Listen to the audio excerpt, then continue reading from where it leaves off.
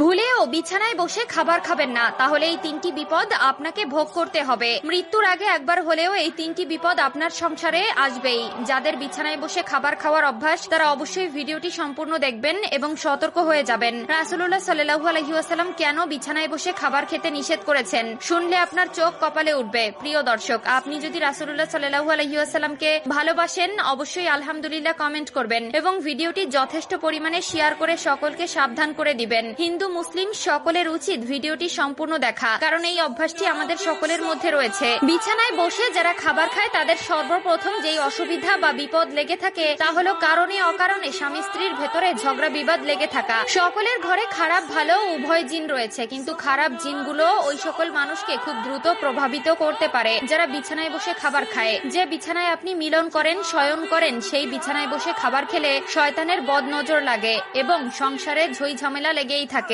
2 নম্বরে, যারা বিছানায় বসে খাবার খায় তাদের ঘরে সব সময় কেউ না কেউ অসুস্থ হয়ে থাকে। আগেই বলেছি, যে বিছানায় আপনি মিলন করেন, যে বিছানায় আপনি বিশ্রাম করেন, সেই বিছানায় যদি খাবার খান তাহলে শয়তানের বদ নজর আপনার ও আপনার পরিবারের সদস্যদের উপরে পড়ে, যার কারণে সংসার থেকে রহমত উঠে যায় এবং সব সময় অসুখ বিসুখ লেগেই থাকে।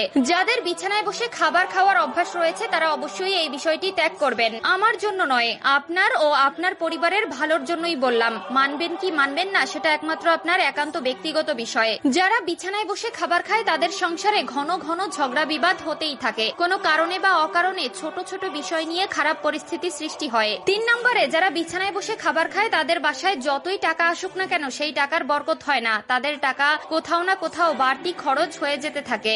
এক কথায়, এই ধরনের ব্যক্তিদের উপর থেকে আল্লাহর রহমত উঠে যায় এবং আল্লাহর দেওয়া রহমতে বরকত তাদের উপর থেকে উঠিয়ে নেওয়া হয়। পবিত্রতা ইমানের অঙ্গ এবং যে খাবার আপনার জীবন বাঁচায় সেই খাবার অবশ্যই আপনার পবিত্র স্থানে বসে খাওয়া উচিত। খাওয়ার জন্য আলাদা ঘর বানানো উচিত বা রুম বাছাই করা উচিত। বিশেষ করে অবশ্যই ডাইনিং এ বসে বা ফ্লোরে বসে খাবার খাবেন, কিন্তু বিছানায় বসে কখনোই খাবার খাবেন না। যারা বিছানায় বসে খাবার খায় তাদের সংসারে এই তিনটি বিপদ লেগেই থাকে। যদি বিশ্বাস না হয় তাহলে অবশ্যই মিলিয়ে দেখবেন। বিছানায় বসে খাবার খেলে এই তিনটি বিপদ আপনার সংসারে আসবেই এবং কারো কারো সংসারে হয়তো এই তিনটি আলামত চলমান। আমরা অনেকেই আছি অভ্যাসগত কারণে ঘুমানোর বিছানায় খাবার খাই, এটা একদম করা উচিত নয় এবং যদি আপনার ভেতরে এই ধরনের সমস্যা বা অভ্যাস থেকে থাকে অবশ্যই তা পরিহার করবেন। আল্লাহ তাআলা আমাদের সকলকে সঠিক বুঝ দান করুন, আমিন।